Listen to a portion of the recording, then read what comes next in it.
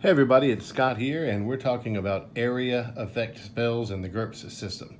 Before we get started, if you like this channel, please hit like and subscribe and all that other stuff.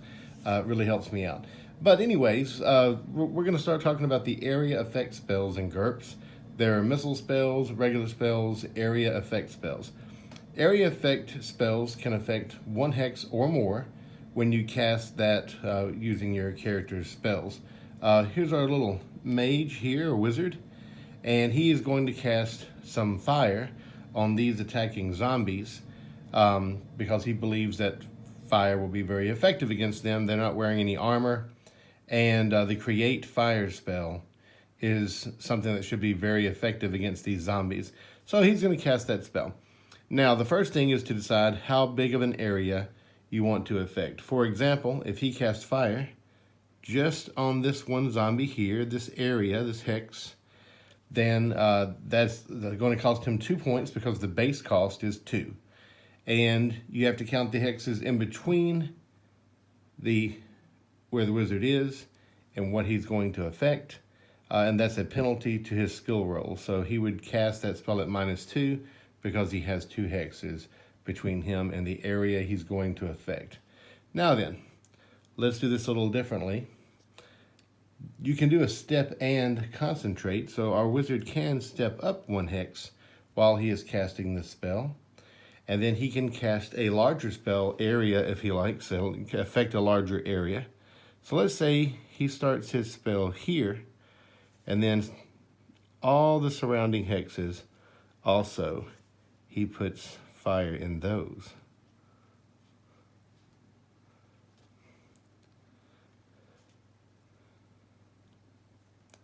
Affecting the hexes outside of the area that you affected in the first place only costs double the amount. So instead of 2 points, he spent 4 points, but he's caused fire to be created in a much larger area.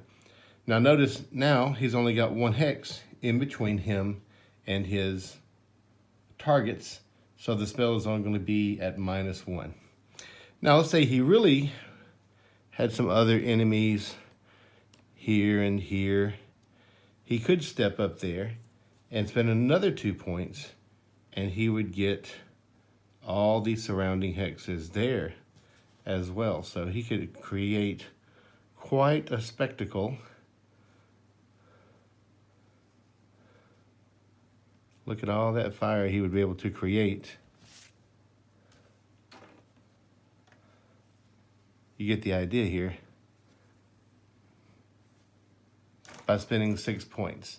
Now remember, the most normal humans have a strength of 10, and your fatigue is equal to your strength. So most wizards are only going to have about 10 points of fatigue. So he would really drain himself if this was the case by casting such a large spell and getting all of these creatures with this flame. And this would create normal flame, and if these creatures stayed within those hexes, they would receive damage as per the normal fire rules. This wouldn't be explosive or anything with the create fire spell. And it still leaves his friends here able to protect him and these other hexes. And that's basically how area spells work. He would get no penalty because there's no distance between him and the area that he is affecting. Couple of points here. One thing I'd like to bring up is you can choose which area you want to affect with the spell of the area that you've created. So what that means is, let's say, you had your fighter was over here for some reason.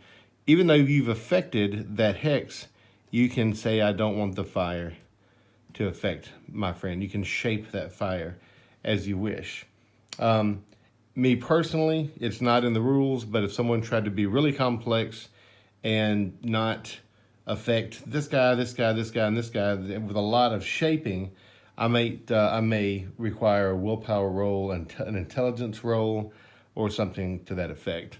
But the rules as they are is you can simply say, I don't want this friend affected and I don't want this friend affected, which gets rid of the old Dungeons and Dragons problem of casting a fireball in a room and burning all your friends up.